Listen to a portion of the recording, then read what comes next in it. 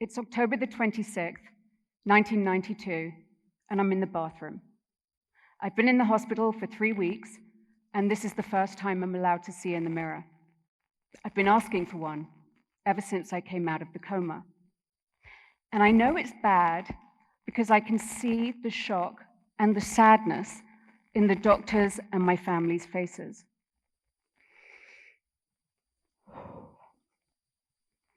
I raise my head slowly.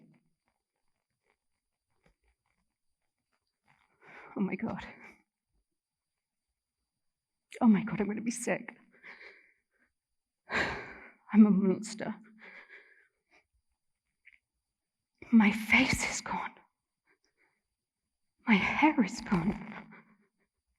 My dreams gone. My journey began when I was 4 years old. I was in an acting class at the local theatre when the teacher turned round to the class and said, "I want you to remember what Louise just did, because she has real talent." What did she just say? Did she just say I was talented? When I got home, I ran into the kitchen, jumping up and down. "Mom, I'm going to be an actress!" The teacher told me I was the most talented person in the class. She came over to me and hugged me and said, "I'm so proud of you, Lou." It was that dream that got me through every challenge in my childhood. And then came the day my mother sat me down, and she said the words that no child wants to hear from a parent. "Lou, I've got leukemia." That day, I became more than a daughter. I became a nurse, a confidant, her therapist, her cheerleader, her best friend, and her daughter. For 5 years, I fought the fight with her, thinking she would never leave. But she did. I was 20, and she was only 45. It wasn't fair. It didn't make sense. I was completely lost. I had no idea how to fill the void. I was cleaning through her shelves when I found a book by a woman called Louise called "The Power is Within You." I read it from cover to cover, and the message I got from it was, you have to live your dream.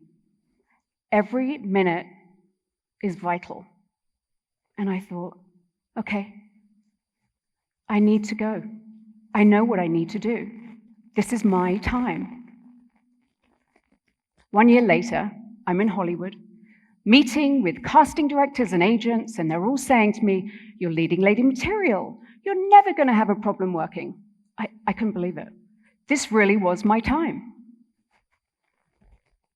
Then on October the 5th, 1992, the Louise that got into the Ford Mustang convertible that day was a different Louise to the one that was cut out by the jaws of life at 5:30.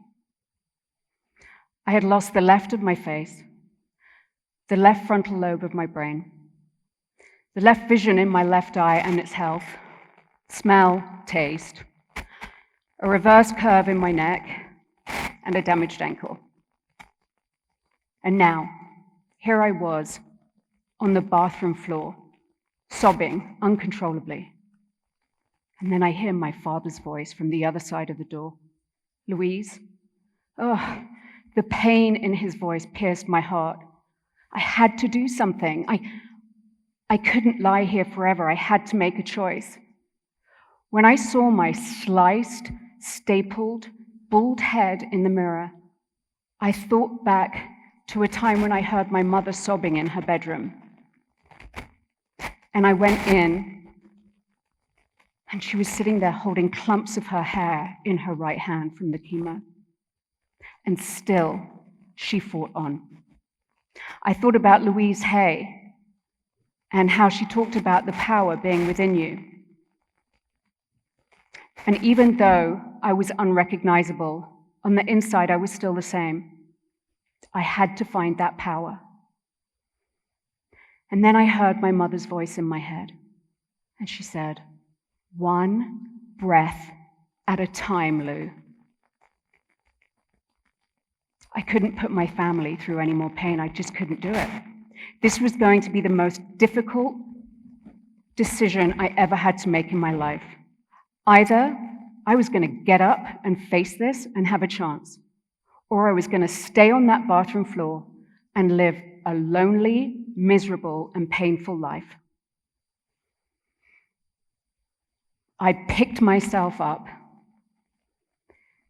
and I knew that behind this deformed face, I wouldn't be able to hide anything again.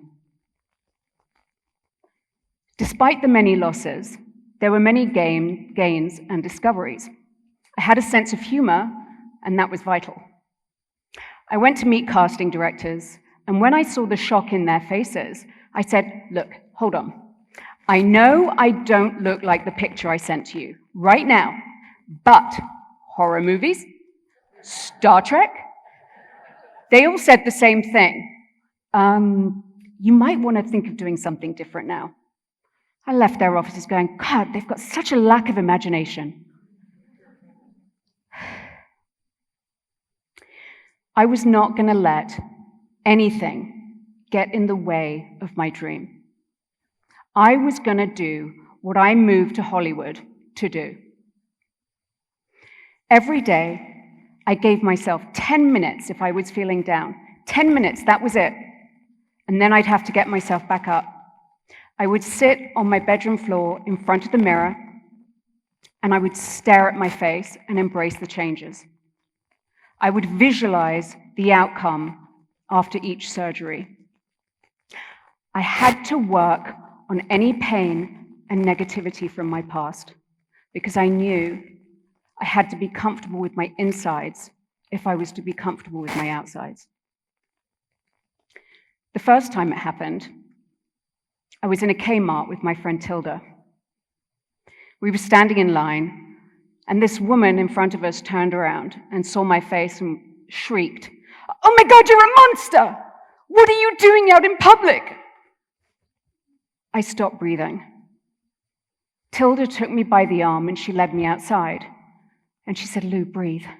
She said, "We knew this was going to happen at some point, and now it has. And it's going to happen again and again. And I want you to remember this. This isn't about you." She said, "Every time anyone judges you for your face, who you are, or anything about you, you're not the monster."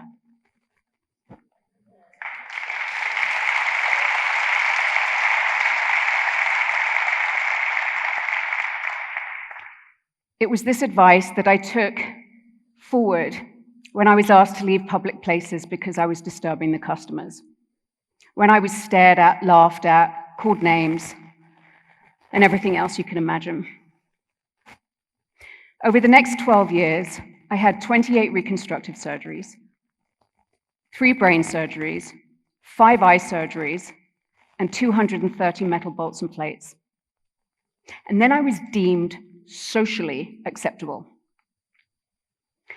I got a small part in a film, and I was so excited. I thought, here we go. Now we're on the right path.